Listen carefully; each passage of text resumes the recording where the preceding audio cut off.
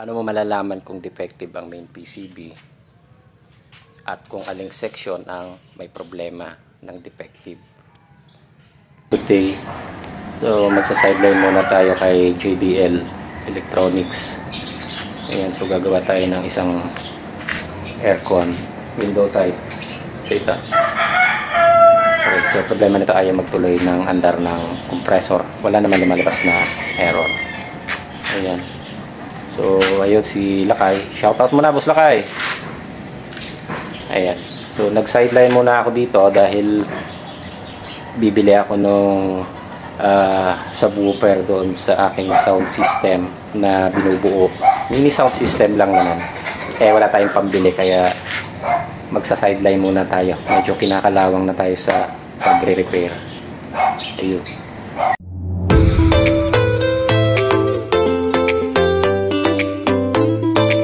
Kondura inverter window type. Ano mo malalaman kung defective ang main PCB at kung aling section ang may problema ng defective?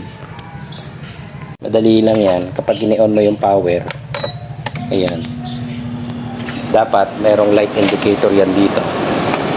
Yan. Yung isang light indicator sa power supply yan. Dapat meron siyang isang light indicator malapit dyan sa dalawang malaking capacitor na yan. Yung light indicator niyan, yan yung para sa supply ng ating IPM. So ibig sabihin nito, hindi yan aandar, hindi siya maglalabas ng error, pero hindi aandar ang compressor dahil walang supply yung ating IPM o yung pinakapunta ng compressor. Pakikita ko kayo ng sample. Ito good na board. Ito yung defective. Yung good na board. Nakikita nyo, dalawa ang light indicator. Yung isang light indicator na yan, yan yung sa ating power supply. Ayan, yung nagbi-blink. Yung naka-steady na ilaw, kapag may light indicator yan, meaning yung inyong IPM, yung inyong MOSFET, maaaring good condition or buo. Pero kapag itong ilaw dito ang nawala, yung malapit sa power supply, ibig sabihin yan, may problema ang power supply mo. Maaaring wala kang supply na inilalabas. Ang supply mo lang is yung nandoon sa papunta ng IPM. Ayan. So, madali lang malaman. So, doon sa isa na ginagawa natin, ang may light indicator lang yung nandito sa power supply. Pero yung papunta doon sa IPM, wala siyang light indicator. So ayan, ipin-all out ko muna yung board doon sa unit niya para ma-troubleshoot natin kung ano yung problema. So ituturo natin kung alin yung mga possible defect na pwedeng panggalingan dito sa board na ito. So yun yung board. Kailangan natin baklasin para ma-check muna yung pinakaloob niya.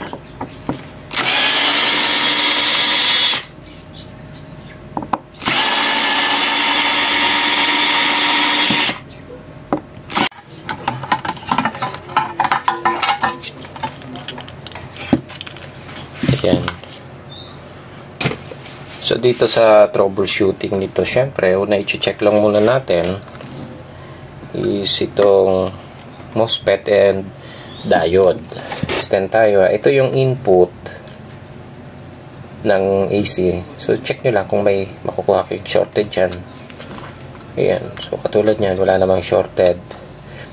Ayan. So nakakabit yung mga parts natin. Hindi ko na tinanggal. So sa X10 ang setting ng aking tester. Ayan. Okay. So good naman ang ating diode. Pag na-reverse kasi, kung makakuha ka dyan ng resistance, so ibig sabihin yan defective. So nagre-reflect yung ilaw. Tanggalin ko lang yung ilaw. Ayun. Okay. Medyo madilim. Ayan, okay. Then, syempre, yung MOSFET natin, itong isa is diode din to. Ayan. So, dapat wala ka rin makukuhang shorted dito. Kahit nakakabit siya. Kung nakakabit at may nakuha kayong shorted dito, pag na-reverse nyo, ibig sabihin yan, defective. Or pinakamaganda kakalasin. So, sa sitwasyon nito kasi, wala naman tayong nakuhang shorted sa primary, wala din tayong nakuhang shorted sa secondary. Ayan, so doon sa MOSFET wala din tayong nakuhang shorted based doon sa pagkaka-check natin na nakakabit sa board mismo.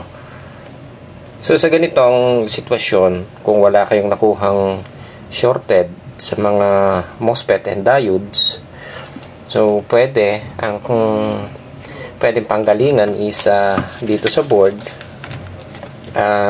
pwedeng sira yung mga driver, ito yung switching and driver IC, or merong supply na kulang na papasok doon sa ating supply ng PFC or supply ng ating IPM. Ayan, so ito yung ating i-check. Okay, so ini-on ko muna yung unit. Ito. So ang nagiging problem natin is yung supply na papunta doon sa ating, ito, i-on muna natin. Ito na lang gamitin nating tester. So naka-DC setup tayo. Naka-DC yung ating tester. Ito.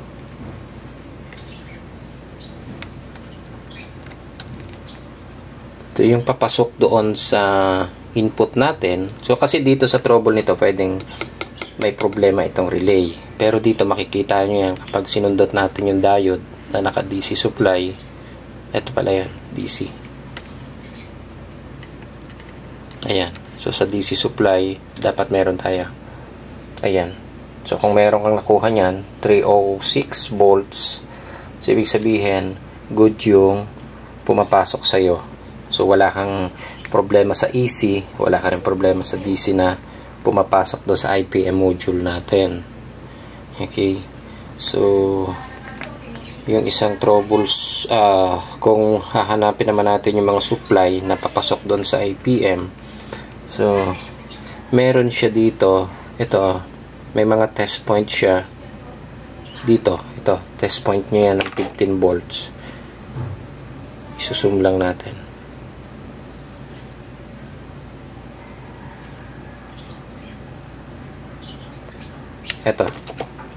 Ito yung test point ng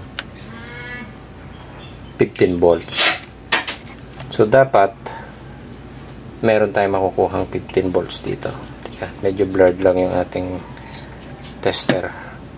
Ayan, so kita naman yata. So yung positive test point natin, ito yan. Ito yung negative. Ayan, so meron tayong 15 volts. Angat lang natin ng konti. Ayan. Ayan yung 15 volts. Meron tayong 15 volt supply. And pagka ganyan kasi, kung nakakuha kayo ng 15 volts dyan, and normal din yung pumapasok na supply dito sa input ng diode. Ayan. Babalik na rin natin. Ayan. So, pag binaliktad natin siya, ito siya. Ayan. So, wala naman tayong nakuhang shorted dito sa diode na to. Wala rin tayong nakuhang shorted doon sa MOSFET and doon sa IPM. So, ito, tingnan nyo na lang kung may makukuha kayong resistance. Ito. Masyadong nakasum yata. Babaan natin ng konti.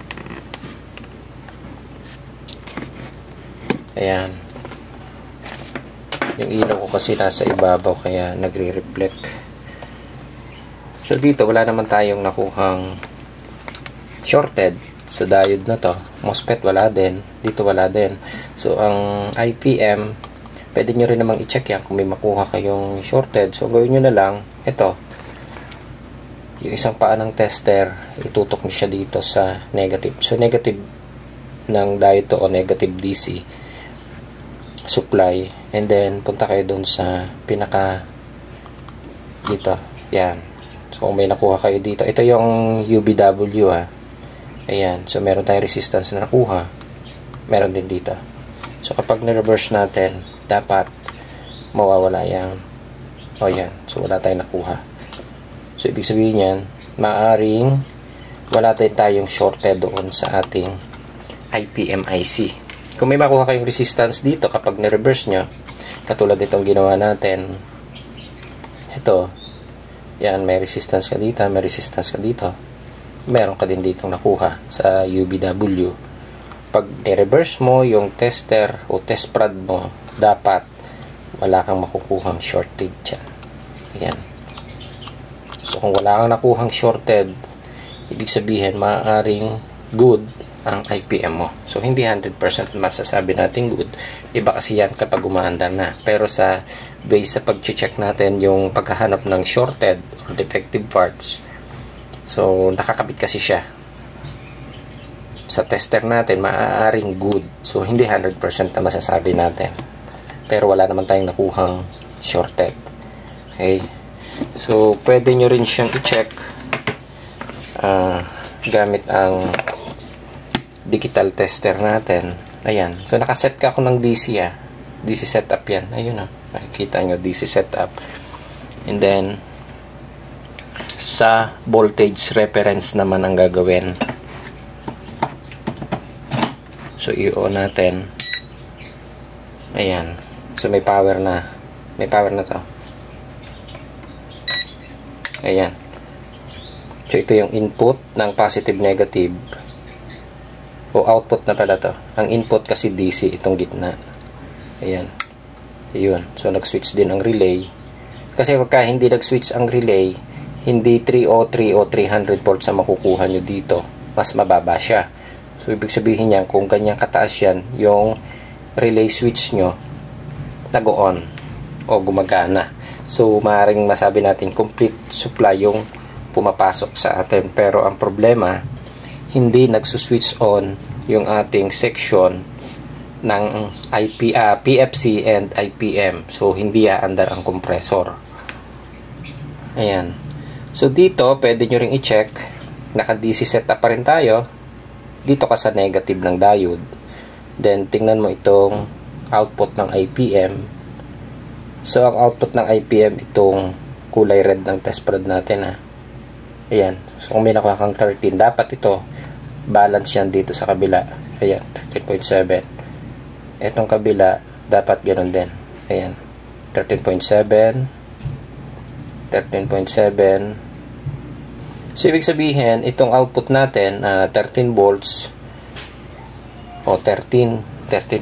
So, pumapatak siya na 14 volts. So, balance siya. Kaiba lang ng konti doon sa point, pero pasok siya doon sa supply na hinahanap natin. Meron din tayong 15 volts na nakuha. Meron din tayong supply dito. Wala naman tayong makitang shorted. So, ibig sabihin, maaaring good ang mga spare parts natin sa section na ito. Ang hindi natin ma-check kasi dito, yung IC. Ayan. So, i-off muna natin. Okay. So, ayan. I-off ko muna. And, titingnan natin kung alin pa yung pwede na problema or pwedeng panggalingan ng sira. So, ayan.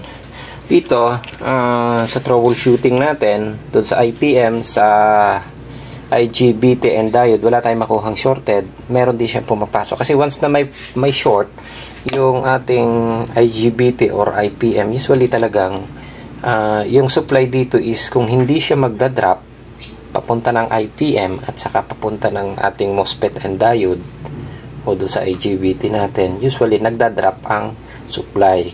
Pati yung 15 volts na nakuha natin dito is pwedeng mag-drop yan. Okay. So, ang hindi natin ma-check dito, ito. Yan. Kapag pinokus natin, ang hindi natin ma-check dito, itong driver IC pa. And, ito. So, kapag hindi nag-switch yung IC, so, hindi rin mag-on ang IPM natin, hindi rin mag-switch on yung pinaka-tinatawag nating PFC or supply ng ating IPM. So, ang gagawin natin dito muna, kasi sa pagkaganyan, sa troubleshooting, hindi naman natin makitaan ng defective parts. sa actual na pag-check natin. So ang gagawin natin dito, pwede nyong i-resolder muna o i-hot air yung buong area ng ating board. So maaaring nagkakaroon lang siya ng lost contact or maaaring may mga open resistors. So gagawin muna nating step, hot air and resolder. Kung hindi natin makuha sa resolder yung ganito, saka natin ito troubleshoot yung papunta dito sa switching and dito sa mga resistor na pwedeng mag-open or mag-change value kaya hindi mag-on yung ating power. So sa procedure natin, resolder board muna tayo. Pagre-resolder natin ito isa-isa, so nilalagyan natin ng flux yan. Ito. Then itong mga AC. Kapag na-resolder natin and ganun pa rin, saka kami kasi ang ginagawa namin para kasi mahirap siyang sundutin ng tester kapag walang doble ng resolder, lalo na itong mga maliliit na transistor at saka resistor. So mahirap siyang i-check. So ang gagawin natin, resolder lang muna. Then yun na rin yung para pagka chinek natin isa-isa yung mga resistor, nagko-contact yung ating test prod. Yan. Okay. Kinamay ko na. Hindi naman yan mapapanis pag kinamay. Okay.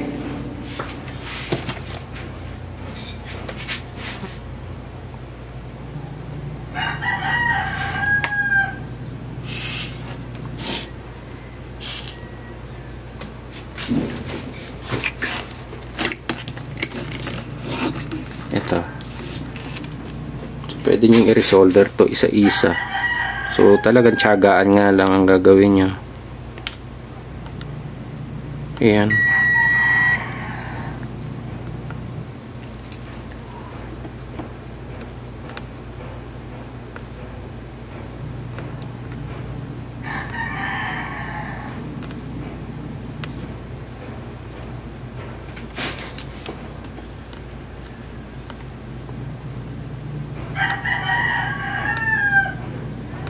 Yan. So, ginagawa natin isa-isa na pag-check ay pag-resolder. So, dito sa puno o paa ng IPM, usually hindi naman naglulus yung paa ng mga IPM natin kasi double printed yan, pero dinodoblehan na rin natin ang hinang. Ayan.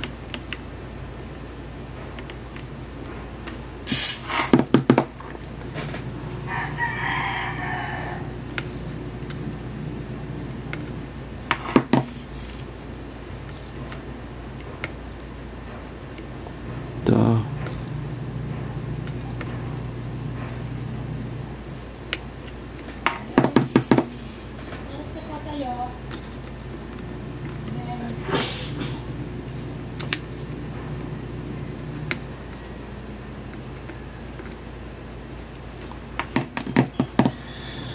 So ayan, ni-resolder na natin. So subukan lang muna natin, lilinisan. Ayan. So pagka resolder natin, lilinisan natin siya ng lacquer thinner. Ito. So binabrush lang naman natin ito para lang matanggal yung mga dumi niya. So pag ginamitan niyo ng flux kasi yan, natatanggal yung ibang dumi and mas dumidikit. Ayan. So mas malinis na ng konti.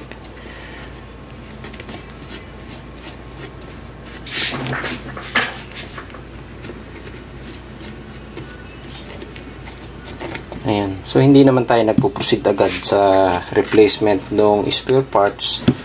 Kasi pagka katulad yan, hindi naman natin nakitaan ng defective na spare parts. So, hindi tayo pumoproceed sa replacement. Ayan. So, titingnan muna natin lahat bago tayo pumunta sa tinatawag natin step 2. O, step 2 na yun. Ayan. So sa step 1 muna tayo, resolder. Kasi hindi naman natin nga nakitaan ng defective. Yung relay na ginagano ko sa inyo, ito yan yung kanina. Ito yung relay. Kapag nag-switch yung relay na yan, ito na yung pumapasok dito sa diode natin. Ayan. Okay. So, ito na. Isaksak muna ulit natin para makitaan natin kung may problema pa. Then, voltage check ulit tayo. Ayan. Ito yung control board on. Yun. Ayun. So, nagkaroon na siya ng light indicator. Ito yung isang light indicator. Ayun. Ito yung isa. Ayan. Okay na. So, mayroon na tayo niyan. So, ang gagawin na lang natin ngayon, i-check natin sa mismong unit. Okay, balik lang ulit natin yung troubleshooting natin kanina. Atras tayo ng konti. Okay, ayan. Sa tester natin. So, kung makikita nyo, dito ako kumuha na ng negative. Ito positive pala to. Saglit Ayan. Ito yung supply. So, dito sa tester natin, dito ako kumuha ng negative. Doon sa mismong paanan ng diode. Ito yung negative. Ito. Okay. Then, ang i-check natin ulit, yung requirements voltage na papasok sa ating IPM. So, ito yung test point. May nakasulat dyan dito na 15. So, dapat 15 volts yan. Yun na, tama. 15.6. So, normal yan. Then, dito, sa may papunta ng system, tingnan natin kung may makukuha. Yan, 3.7 volts. So, meron na tayo. Nag-switch na yan. Meron natin tayong light indicator na nakuha. Ayan, So, ito na. Lumabas yung light indicator.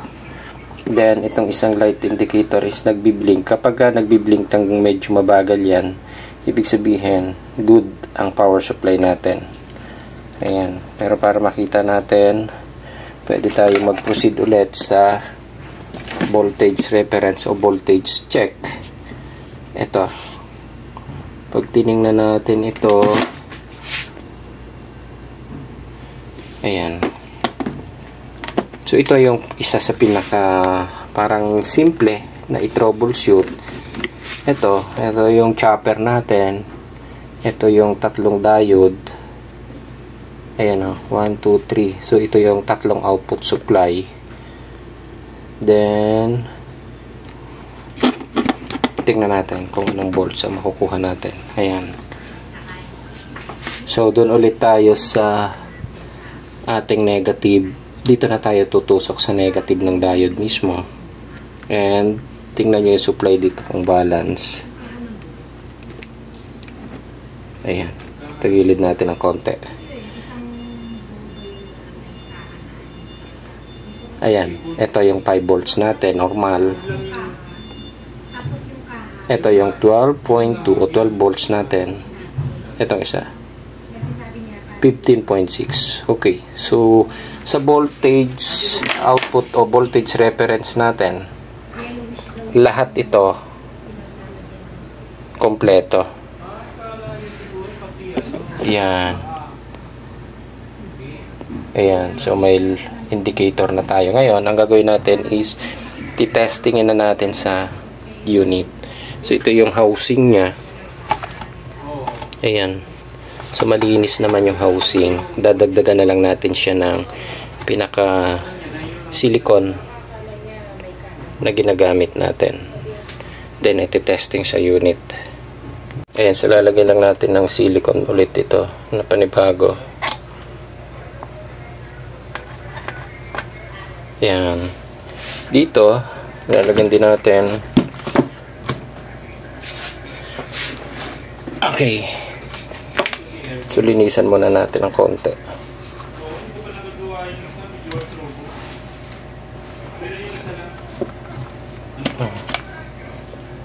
Ito.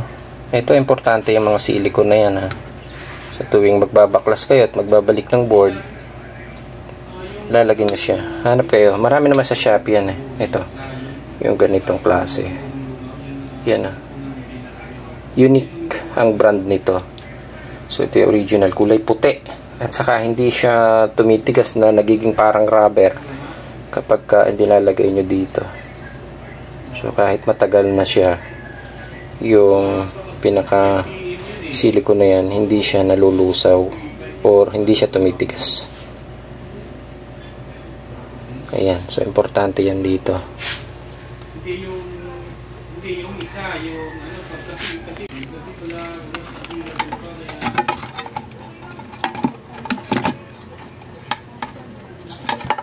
ayan.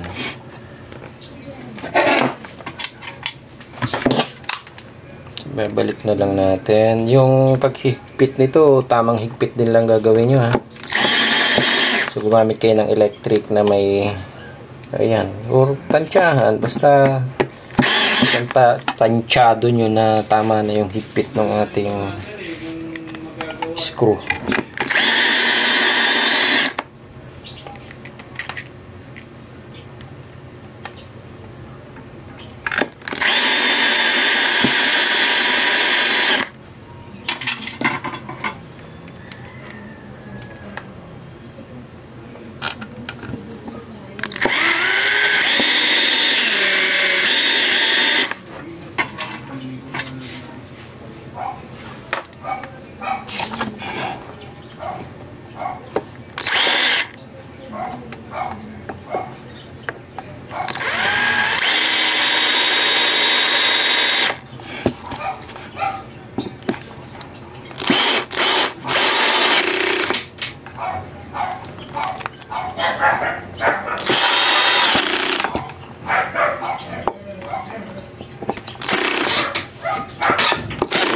Assemble na natin siya. Kakabit na lang sa unit. So, itong mga board na ba ito? So, nagkaroon na siya ng pagbabago. Kung mapapansin nyo yung mga inilabas natin noon sa YouTube, mga 2019, nag-start na tayo mag-tutorial ng mga pagre-repair ng ganitong board. So, ito, dalawa na lang ang socket and mapapansin nyo magkaiba na siya compare doon sa luma na tatlong socket na magkakaparehas. Pare-parehas siyang ganitong klase. Kaya ang kadalasang disgrasya ng mga technician noon, nararambol yung connection. Yung para sa compressor na ilalagay sa mismong linya or na ikakabit sa reactor. So itong board naman na ito, may naka-built-in reactor na siya. Ayan. Okay, so salpak na lang sa unit mismo. So ito na yung ni-repair nating board doon sa loob. Actual na natin dito sa unit mismo. Kung aandar. Ayan. Okay. So sumingit lang tayo ng repair dahil kailangan natin mag-ipon. May bibiling kasi akong subwoofer doon sa aking mini sound system. Eh wala akong budget, baka hindi tayo makautang kay Marites. So mag-iipon tayo ng pambili. Ayun. Okay. So ito na siya. Yung binuo natin. May power na siya dito. Ayan o. Yung nilabas natin na walang light indicator. Ito na siya. So ginawa lang natin dito, resolder ng mismong board. So nagkaroon na siya ng power dun sa ating pinaka PFC at IPM. So antay na lang natin na umandar yung unit para maobserbahan natin. Okay. Ayan. So umandar na yung unit natin. Titingnan na lang natin yung pirahin niya. Doon. Okay.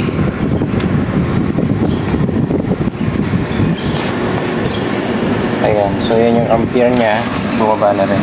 2.4 ampere. 2.7. So bumibirit na yung compressor niya. Ayan. Ito. So dito reference kasi dyan yung dalawang light indicator. Kapag ka yung isa is blinking na ganyan, na medyo mabagal, ibig sabihin yan, normal ang operation niyan. Then, yung isang light indicator na yan, is yan yung indicator para malaman nyo kung yung PFC or IPM natin is may supply. Ayan. So, dapat may standby na light indicator yan. Yan ang makikita ka. Ayan.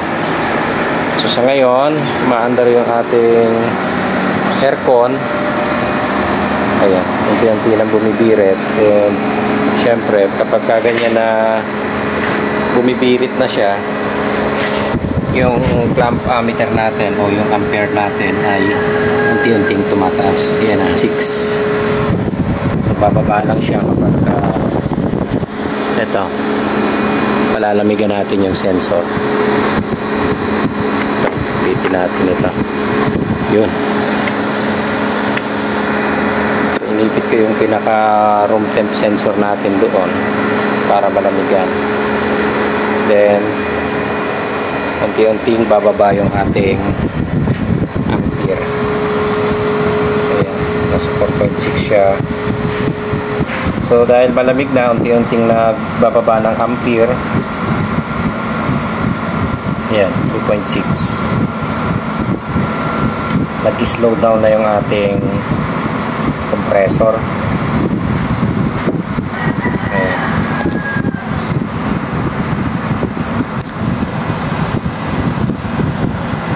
So, nalamigan na siya. Okay na. So, okay na ta. Ayan. So, okay na yung ginawa natin. Nag-sideline muna tayo dun kay Boss Lakay para may pambili tayo ng subwoofer. Okay. Ayan. Dito ka, Lakay. Para maka-shoutout ka daw sa mga subscriber mo. I-follow na lang yung Lakay Technician. Ayan na. Okay. So, nag-sideline muna tayo dito para dun sa ating pangarap na sound system makabuo tayo. Ano, wala ng pera eh. Hindi ako binibigyan ni Miss Marites. So, shoutout kay Miss Marites. Ayan. So, Father's Day bukas. Ayos na. Okay.